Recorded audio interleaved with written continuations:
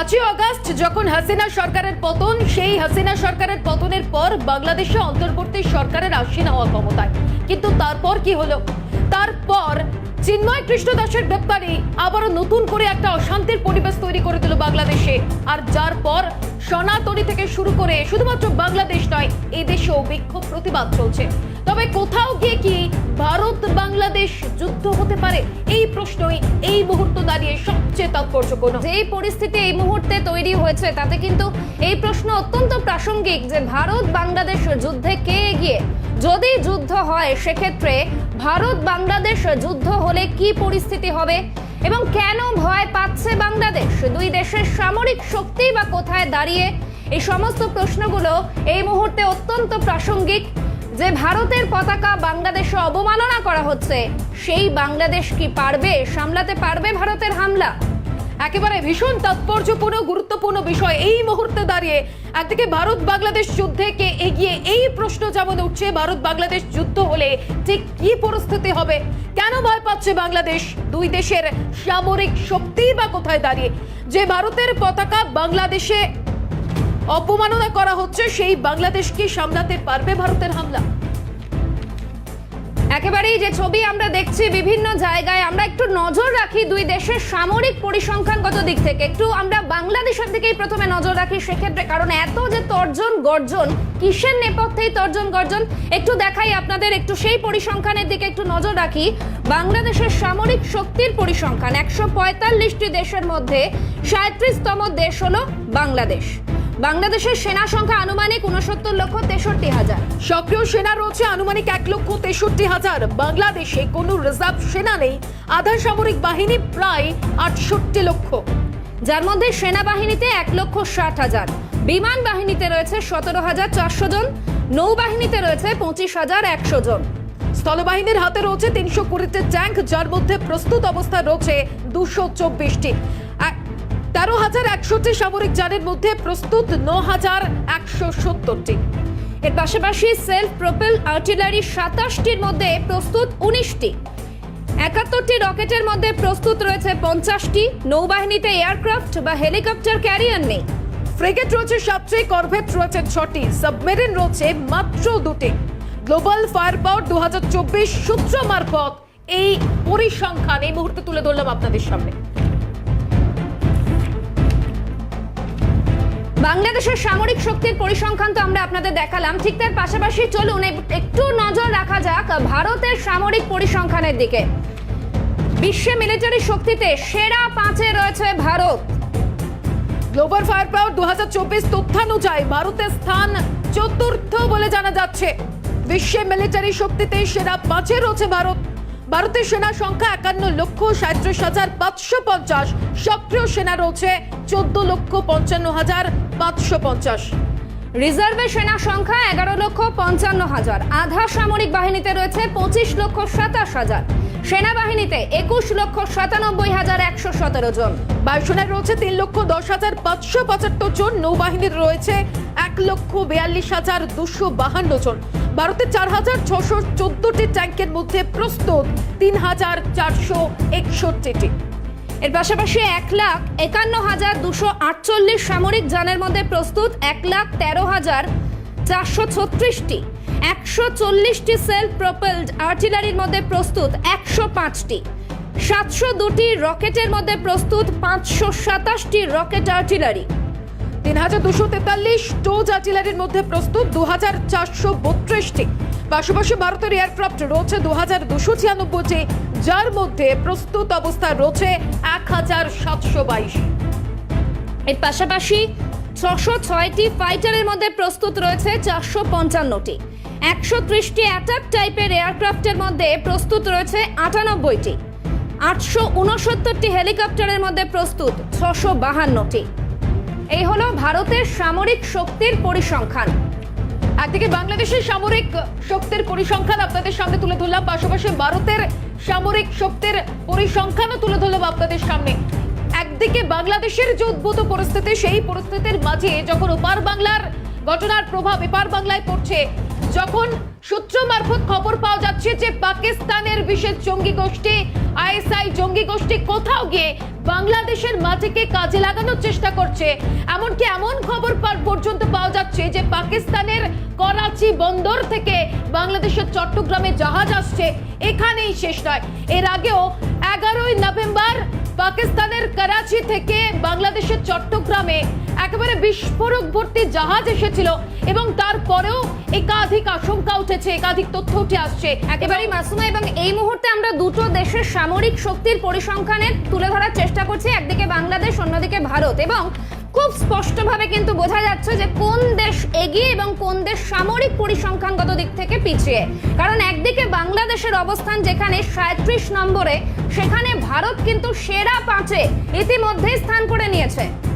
একেবারে সেক্ষেত্রে যদি ভারত বাংলাদেশ যুদ্ধ হয় তাহলে কি হতে পারে, পদক্ষেপ কি হতে পারে?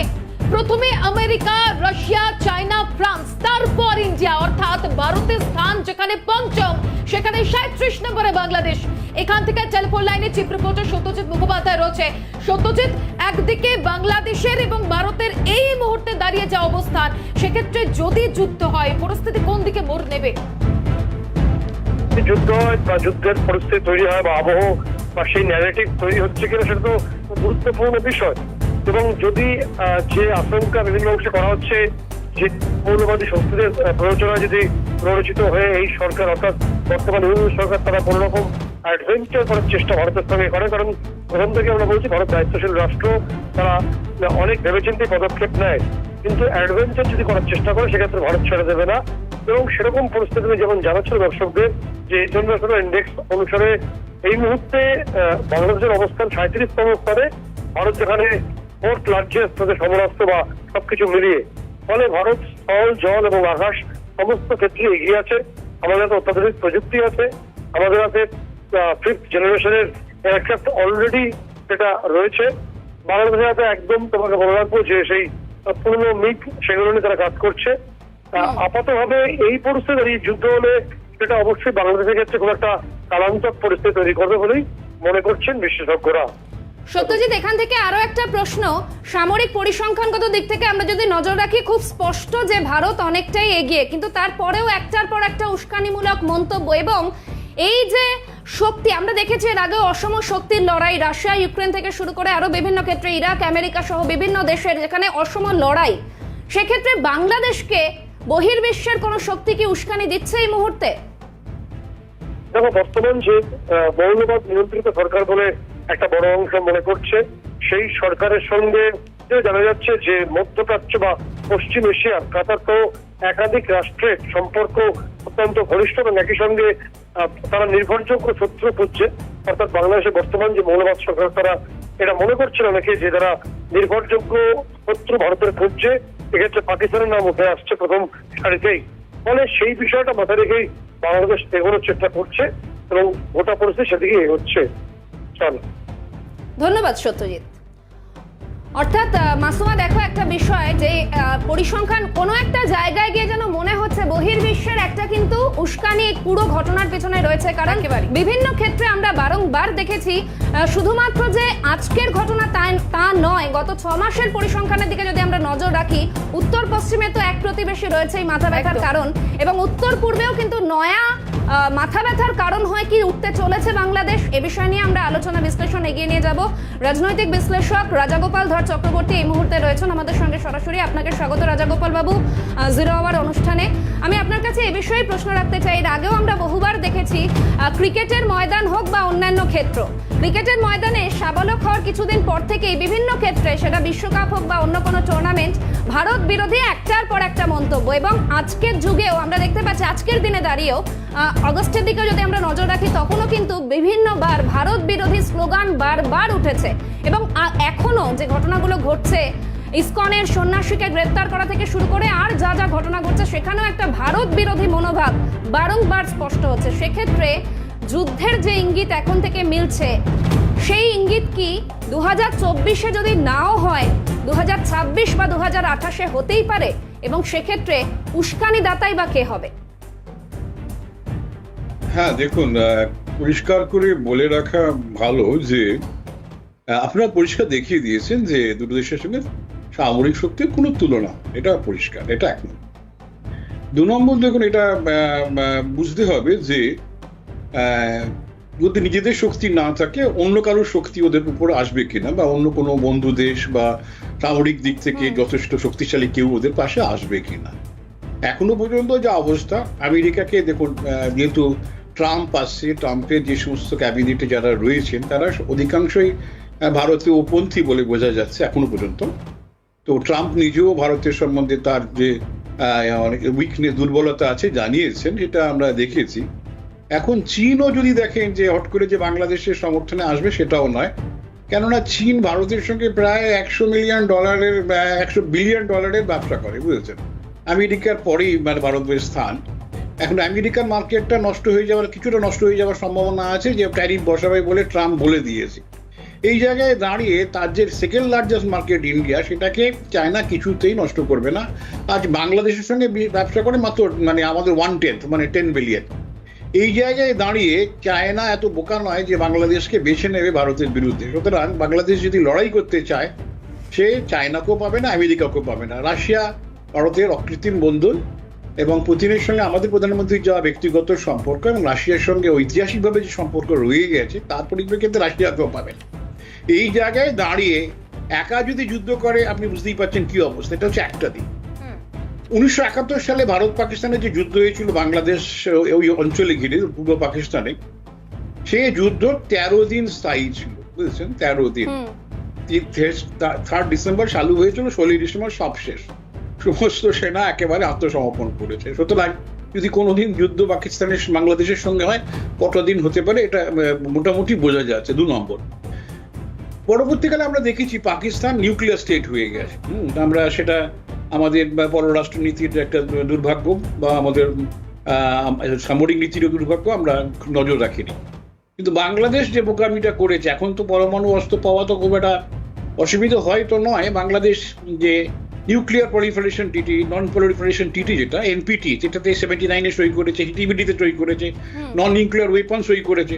তার মানে এই মুহূর্তে বাংলাদেশের পক্ষে কিছুতেই নিউক্লিয়ার ওয়েপন জোগাড় করা, ব্যবহার করা একেবারে আন্তর্জাতিক আইনে অসম্ভব ব্যাপার। সেটাও পেরে উঠবে না, করলে বিপদে পড়বে। এই জায়গায় এখান থেকে একটা বিষয় একটু স্পষ্ট হতে চাইবো। একদিকে উত্তর পশ্চিমের পাকিস্তান, যা সর্বদা মাথা ব্যথার কারণ ছিল ভারতের, অন্যদিকে যদি উত্তর পূর্বের বাংলাদেশ হয়, এবং এই অশান্তির পরিবেশের জন্য কোথাও গিয়ে একটা মাথা ব্যথার কারণ হতে পারে কি ভারতের জন্য?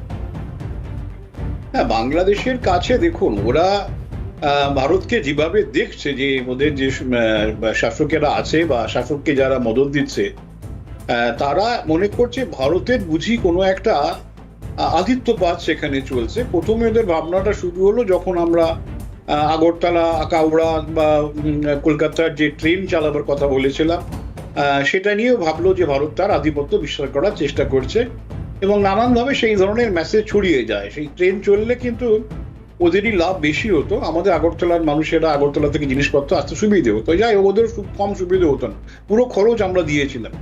কিন্তু বার্তা উঠে যায় ভারত বুঝি ওদের উপরে আধিপত্য বিস্তার করার চেষ্টা করছে। সেই দেখতে গেলে চীন কিন্তু অনেক বেশি আধিপত্য বিস্তার করেছে। সেই ধরনের মেসেজ কিন্তু ওরা ওদের সাধারণ জনতার কাছে যায়নি।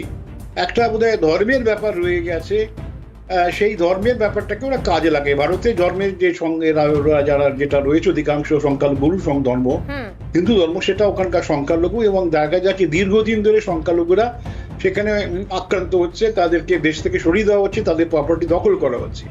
এখন ভারত হচ্ছে যে বাংলাদেশের কাছে একটা তাদের এই তাদের যে সংখ্যালঘু, তাদেরকে তারা সরিয়ে ফেলতে চাইছে, হিন্দু শূন্য করতে চাইছে। তাদের কাছে ভয় যে ভারত বুঝি কোথাও একটা বাধা দিয়ে ফেলবে। আফগানিস্তানও সে বাধা পায়নি, পাকিস্তানও সেভাবে ভারতের কাছ থেকে বাধা পায়নি। ওদের ভয় হয়তো ভারত এই বাধাটা দিতে পারে, এটা একটা ভয়। কিন্তু ওরা ভুলে যাচ্ছে বাংলাদেশ স্বাধীন হয়েছিল ভারতের সক্রিয় সহযোগিতায়, এবং আমরা প্রথম দেশ যারা বাংলাদেশকে রিকগনিশন দিয়েছিলাম। চীন দিয়েছে অনেক পরে, আমরাই প্রথম দেশ, প্রথম 3টে দেশের মধ্যে একসঙ্গে আমরা ছিলাম। আমরা বিরাট ভাবে সামরিক আর্থিক সহায়তা করেছি। বাংলাদেশের মানে যে স্বাধীনতা, কেউ যদি বলে সেখানে ভারতের অবদান নেই, সে সত্যকে অস্বীকার করছে। এবং মুজিবুর রহমান রাজগোপাল বাবু একটু সঙ্গে থাকার জন্য অনুরোধ করবো। এই মুহূর্তে প্রাক্তন এনএসজি এবং র আধিকারিক দীপাঞ্জন চক্রবর্তী রয়েছেন আমাদের সঙ্গে টেলিফোন লাইনে। দীপাঞ্জন বাবু, একদিকে বাংলাদেশ ভারতের মধ্যে যে যুদ্ধের আশঙ্কা করা হচ্ছে, সেই আশঙ্কা কতটা সত্যি হতে পারে? যদি সত্যি হয় সেক্ষেত্রে ভারতের সামরিক বাহিনী তো অনেক স্ট্রং বাংলাদেশের ক্ষেত্রে। প্রথমে একটা কথা খুব দস্তহীন ভাষায় বলে দিই, ভারত গান্ধী বুদ্ধর দেশ। ভারত অহিংসাতে বিশ্বাস করে, সৌহার্দ্য এবং সম্প্রীতিতে বিশ্বাস করে। তার মানে এই নয় যে ভারত দুর্বল রাষ্ট্র, বিশেষ করে আজকে তো নয়। তো এই জায়গাতে ভারত কখনোই, আমি বিশ্বাস করি না যে ভারত কখনোই বাংলাদেশকে আক্রমণ করবে বা যুদ্ধে প্ররোচিত করবে। কিন্তু যদি বাংলাদেশের থেকে প্ররোচনা আসতেই থাকে বা বাংলাদেশের থেকে এমন কোন পদক্ষেপ নেওয়া হয় যেটা ভারতের রাষ্ট্রীয় সুরক্ষাকে বিপন্ন করতে পারে, ভারত তার সমুচিত জবাব দেবে। এবং সেখানে বাংলাদেশ ভারতের সামনে ক ঘন্টা দাঁড়িয়ে থাকতে পারবে সেটা বাংলাদেশ ভালো করেই জানে, আমরা তো জানি। আমার মনে হয় না এক্ষুনি সেরকম যুদ্ধের পরিস্থিতি আছে। বাংলাদেশ যেহেতু ডোনাল্ড ট্রাম্পের ক্ষমতায় আসার প্রায় কিছুদিন বাকি রয়ে গেছে, তো এই সময় যতটুকু পারে নাচবার ওরা দেখে নিচ্ছে, আমরা এতে গুরুত্ব দেই না। তবে আমরা প্রস্তুত, যদি বাংলাদেশ বিন্দু মাত্র এই ভুল পদক্ষেপ নেয় তার সমুচিত জবাব পাবে না। স্যার, এখান থেকে আরো একটা প্রশ্ন। উত্তর পশ্চিম দিকে এক প্রতিবেশী থেকে এতদিন ধরে মাথা ব্যথার কারণ ছিল এক প্রতিবেশী রাষ্ট্র, এবার কি উত্তর পূর্বে বাংলাদেশ নয়া মাথা ব্যথার কারণ হয়ে উঠতে পারে ভবিষ্যতে? সেটা তো দেখুন, এই যে মাথা ব্যথার কারণ করার জন্যই তো পাকিস্তানের আইএসআই বলুন বা দেশ বা ইন্টারসাল আইএসআইএস অথবা আল-কায়েদা চেষ্টা করছে, ওদের তো একটা লার্জার প্ল্যান। এর মধ্যে চীনও ইনভলভ, চীনও কন্টিনিউয়াসলি প্ররোচনা করে দিয়ে যাচ্ছে। এবং আমেরিকার যে প্রাক্তন সরকার, বাইডেন সরকার, তারাও চেষ্টা করেছে। ভারতের মধ্যে ডিপ স্টেট যেগুলো রয়েছে, যারা রয়েছে তারাও প্ররোচনা দিয়ে গেছে। কিন্তু আমার মনে হয় না পাকিস্তানকে আমরা গুরুত্ব দেই না। পাকিস্তান যখন যেরকম ভাবে চেষ্টা করে সন্ত্রাসবাদকে আমদানি করার, সেটা আমরা যথাযোগ্য জবাব দিয়ে দিই। তারা ফিরে যেতে পারে না পাকিস্তানের বা হোয়াটএভার তাদের দেশে। বাংলাদেশে এরকম অ্যাডভেঞ্চার করার যদি ইচ্ছা হয়, আমরা তার সমুচিত জবাব দেবো।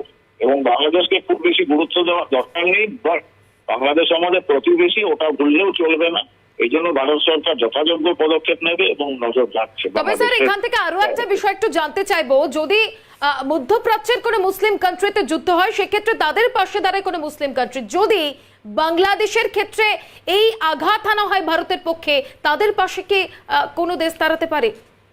দেখুন, এটা আমাদের ভাবতে হবে যে মধ্যপ্রাচ্যের যে ভৌগোলিক অবস্থান, সেই ভৌগোলিক অবস্থানে কিন্তু একটি ইসলামিক দেশ আরেকটি ইসলামিক দেশের পাশে দাঁড়াতে পারে, সেটা একটা আলাদা ব্যাপার বিষয়। কিন্তু ভারতের বিশ্বব্যাপী যে ভারতের পজিশন আজকে একটা, সেটা বড় বাধা হয়ে দাঁড়াবে যদি এরকম কোন ইসলামিক কান্ট্রি এরকম মিস অ্যাডভেঞ্চার করতে যায়। দ্বিতীয়ত, কারণ ভারতের সঙ্গে আমেরিকা এবং রাশিয়ার যথেষ্ট সৌহার্দ্যপূর্ণ সম্পর্ক। তো এটা ন্যাচারালি যদি কেউ কোনো ইসলামিক কান্ট্রি বাংলাদেশের হয়ে ভারতের বিরুদ্ধে যুদ্ধ ঘোষণা করতে চায়, তাহলে তৃতীয় বিশ্বযুদ্ধের একটা সম্ভাবনা হয়ে যাবে। কারণ আমেরিকা বা ভারতবর্ষ রাশিয়া একসঙ্গে হয়ে যাবে, সেটা চীনের পক্ষে সামলানো সম্ভব হবে না এবং চীন সেটা খুব ভালো করেই চায়। তো এবং এটা গেল একটা কারণ। দ্বিতীয় হচ্ছে ভৌগোলিক অ্যাডভান্টেজ যেটা, তো বাংলাদেশের আশপাশে কোনো ইসলামিক কান্ট্রি নেই, সেখানে বাংলাদেশকে সরাসরি ভারতের ভূখণ্ডকে ক্রস করে এসে কোন ইসলামিক কান্ট্রির পক্ষে ভারতকে বিদ্রোহ করা সম্ভব হবে না। সন্ত্রাসবাদীদের জন্য একটু মদত পাঠানো সেটা আলাদা ব্যাপার, সেটা যথাযোগ্য ব্যবস্থা হবে। সরাসরি কোনো যুদ্ধ পরিস্থিতি হবেও না, আর হলেও কোনো ইসলামিক কান্ট্রি বাংলাদেশের পাশে দাঁড়াবে। একেবারে অনেক ধন্যবাদ দীপাঞ্জন বাবু। আর এই মুহূর্তে বাংলাদেশের এয়ার মার্শাল হাসান মাহমুদ খান, তার কি প্রতিক্রিয়া, কি হুঁশিয়ারি তিনি দিয়েছিলেন, একবার শোনায় দর্শকদের। কোনো ধরনের প্রয়োজনে, দেশের যে কোনো ধরনের প্রয়োজনে আমরা সদা প্রস্তুত। 24 ঘন্টা 7 দিন 365 দিন আমরা সবসময় প্রস্তুত থাকি। আমাদের বৈমানিকরা ফাইটার, ট্রান্সপোর্ট এবং হেলিকপ্টার 3 ধরনেরই আমাদের সক্ষমতা আছে। আকাশ থেকে ভূমিতে গোলাবর্ষণ করা ছাড়াও ট্রুপস ইনসারশন। আমাদের দেশবাসীকে আশ্বস্ত করতে চাই যে আমরা শান্তিকালীন হোক বা যে কোনো প্রয়োজনে হোক, বাংলাদেশ বিমান বাহিনী সর্বদা প্রস্তুত আছে যে কোনো ধরনের চ্যালেঞ্জ মোকাবেলা করার জন্য। একেবারে বাংলাদেশের আমরা শোনালাম এবং তার প্রতিক্রিয়া সম্পূর্ণরূপে প্রস্তুত রয়েছেন তারা, এমনটাই জানালেন স্পষ্টভাবে তিনি। এখান থেকেই আমরা আরো আলোচনা এগিয়ে নিয়ে যাওয়ার চেষ্টা করব এবং এই সাম্প্রতিক পরিস্থিতির নিরিখে আগামী দিনে ঠিক কি কি পরিস্থিতি উৎপন্ন হতে পারে, কি কি পর্যায়ে আসতে পারে সেদিকে তো অবশ্যই আমাদের নজর থাকবে। রাজনৈতিক বিশ্লেষক রাজাগোপাল ধর চক্রবর্তী রয়েছেন আমাদের সঙ্গে। তবে এখন 0 ওভারের সময় হচ্ছে একটা সংক্ষিপ্ত বিরতির, ফিরছে বিরতির পর। সঙ্গে থাকুন। আবার আলোচনায় ফিরবো। একদিকে ভারতের অন্যতম শত্রু বলা যায় পাকিস্তানকে, সেক্ষেত্রে সূত্র মারফত যে খবর পাওয়া যাচ্ছে কোথাও গিয়ে পাকিস্তানের আইএসআই জঙ্গি গোষ্ঠী বাংলাদেশের মাটিকে ব্যবহার করছে। এক্ষেত্রে রাজগোপাল বাবুর কাছে যাব। রাজগোপাল বাবু, এক্ষেত্রে পাকিস্তানের কাছে কি এটা একটা স্বাধীনতার লড়াই, কি বলবেন? দেখুন, মানে পাকিস্তান সুযোগটা নেবে যে ভারতের সঙ্গে বাংলাদেশের যদি সম্পর্ক খারাপ হয় তাহলে ব্যবসা বাণিজ্যে কিছুটা জায়গা পাকিস্তানের খুলছে, এবং একই সঙ্গে পাকিস্তান চেষ্টা করবে যে বাংলাদেশের মধ্য দিয়ে, এখন কাশ্মীর দিয়ে তারা টেররিস্ট ভারতে পাঠাতে পারছে না খুব একটা, এখন বাংলাদেশ ভারতের সঙ্গে বর্ডারের অনেকটাই বর্ডার আমাদের সঙ্গে, মানে ভারত পাকিস্তানের যে বর্ডার তার থেকে প্রায় ডবল বর্ডার হচ্ছে আমাদের ভারত বাংলাদেশে, এবং এই ভারত বাংলাদেশের বর্ডারের একটা প্রায় 900 কিলোমিটার এখনো একদম মানে অরক্ষিত আছে। এই জায়গায় দাঁড়িয়ে মানে যেহেতু সম্পর্ক খারাপ হয়েছে, পাকিস্তান চেষ্টা করবে আতঙ্কবাদীদের বাংলাদেশ দিয়ে ভারতবর্ষে পাঠিয়ে। এখন আর তো দেখুন, ওরা বোঝে যেখানে দুটো পক্ষের লড়াই হয়, দুটো অসম পক্ষের লড়াই, তখন যারা পিছিয়ে আছে তারা চেষ্টা করে যে এক ধরনের প্রক্সি ওয়ার করতে, অর্থাৎ টেরোরিজমকে মানে নানানভাবে অন্য দেশে পৌঁছে দেওয়া, সেখানে ধর্মীয় মৌলবাদ ওদের সহায়তায় রয়ে গেছে সেগুলোকে কাজে লাগিয়ে ভারতবর্ষে এদের পাঠিয়ে দেওয়া। তারপরে এই জায়গায় দাঁড়িয়ে ভারতের সবচেয়ে বড় কর্তব্য গিয়ে দাঁড়াবে, আমাদের মেঘালয় পুরোটাই আমরা সুরক্ষিত আছি, বাংলায় একটা বড় অংশ সুরক্ষিত নয়, সুতরাং সেই এলাকাগুলো কি করে সুরক্ষিত করা যায়, রাজ্য সরকার এবং ইউনিয়ন হোম মিনিস্ট্রির সঙ্গে একটা যৌথ কোলাবোরেশন বিএসএফ এটাগুলো দরকার যাতে করে ওরা টেররিস্ট না পাঠাতে পারে। যত শীঘ্র এগুলো করা যায় ততই দেশের পক্ষে মঙ্গল। ওরা জানে, পাকিস্তান এটা বোঝে যে পশ্চিমবঙ্গের এই বিরাট এলাকা, বর্ডার এলাকায় আছে, সেখান দিয়ে টেররিস্ট বা অন্য কিছু অনেক কিছুই ভারতবর্ষের নিরাপত্তার পক্ষে বিপজ্জনক জিনিসপত্র ভারতবর্ষে পাঠিয়ে দেওয়া যাবে। সেইভাবে ওরা কিন্তু পাকিস্তান তৈরি হচ্ছে বলে আমার ধারণা। সেটাকে কি করে আটকানো যায় সেটা আমাদের এখন গুরু দায়িত্বের গিয়ে পড়ছে। এখন যে প্রশ্নটা আমাকে করলেন যে পাকিস্তানের পক্ষে কি, হ্যাঁ, এই যে ধরুন 71 সালে থেকে তাদের দেশ টুকরো হয়ে গেছে, এবং এখন যদি দেখা যায় বাংলাদেশে থেকে একটা আওয়াজ হচ্ছে আমরা আবার পাকিস্তানে যাব, হ্যাঁ, সেই রকম যদি একটা কিছু আওয়াজ তারা তুলতে পারে, যেটা কোনোদিনই আমার মনে হয় না সে দেশের মানুষ মেনে নেবে বা কোনোভাবেই সম্ভব। রাজাগোপাল বাবু, এখান থেকে আরো একটা প্রশ্ন আপনার কাছে রাখার চেষ্টা করব। যেই ঘটনাগুলো আমরা দেখেছি বাংলাদেশে এই ইতিপূর্বে এই গত 6 মাসের মধ্যে, এবং সেখানে ভারতের জাতীয় পতাকার অবমাননা পর্যন্ত করা হয়েছে, এই গোটা ঘটনার পরিপ্রেক্ষিতে আগামী দিনে ভারতের কূটনৈতিক পদক্ষেপ কি হতে চলেছে বলে মনে হয়? দেখুন, জাতীয় পতাকা অসম্মান করা তো খুব বড় অপরাধ, এটা কোনো শক্তিশালী দেশ মেনে দেবে না, এটা মানতেই হবে, এবং এর প্রতিক্রিয়া নানানভাবে পড়তে পারে। দেখুন, এখনো পর্যন্ত আমরা স্টেটমেন্ট দিয়ে রেখে দিয়েছি, এটা আমার কাছে বোঝা যাচ্ছে না ভেতরে ভেতরে সরকার কি করছে। যেটা প্রথম আমি গোড়া থেকেই যেটা বলে আসছি, ওদের রাষ্ট্রদূতকে ডেকে পাঠানো দরকার মিনিস্টার অফ এক্সটার্নাল অ্যাফেয়ার্সে, তাই সেখানে তাকে জানানো দরকার আমরা পছন্দ করছি না, কপি খাইয়ে বলা যেতে পারে, সেটা যদি হ্যাঁ সেখানেও যদি কাজ না হয় পরে হ্যাঁ একদম চেয়ার সরিয়ে দাঁড়িয়ে বলে দেবো আমরা পরিষ্কার সেটা করছি না। এবং একই সঙ্গে ভারতবর্ষের যে সামরিক প্রস্তুতি আজকে যেটা আপনারা দেখালেন সেটাকে কিছুটা এক্সিবিট করা, আমরা বালাকোটে পাকিস্তানের জঙ্গি ঘাঁটি ভেঙে দিয়ে বুঝিয়ে দিয়েছিলাম ভারতের শক্তি কত, এবং আইএসআই এর বেশ কিছু ক্যাম্প বাংলাদেশে আছে ও অন্য জঙ্গি ক্যাম্প যারা ভারত বিরোধী কাজ করছে, নিশ্চয়ই ভারতবর্ষের ইন্টেলিজেন্সের কাছে খবর আছে, সেগুলোকে যদি চুরমার করে দেওয়া যায় ওরা কিন্তু অনেকটাই ভয় পাবে। এবং একই সঙ্গে একটা সফট ডিপ্লোমেসি আমি বলবো, যদি ভারত সরকার যদি সেই ইসকনকে ওরা প্রায় নিষিদ্ধ করছে, ইসকনের উপর আক্রমণ করছে, সেইটাকে যদি কোনো ভারত সরকারের কোনো স্বীকৃতি দেওয়া যায়, ভারত রত্ন বা তার যে প্রতিষ্ঠাতা তিনি একজন ভারতীয় বাঙালি অভয় চরণ দে, তাকে ভারত রত্ন বা কোনো একটা বড় পুরস্কার বা তার সংগঠনকে পুরস্কার দিলে তাহলে কিন্তু বাংলাদেশের কাছে বার্তা যাবে যে তারা সঠিক কাজ করছে না এবং তারা ভয়ও পাবে। খেয়াল রাখতে হবে, পৃথিবীর কোনো দেশেই ইসকনকে ব্যান করার চেষ্টা করেনি। সিঙ্গাপুরে কিছুদিনের জন্য ইসকনের কাজকর্মের প্রতি একটা বাধা এসেছিল।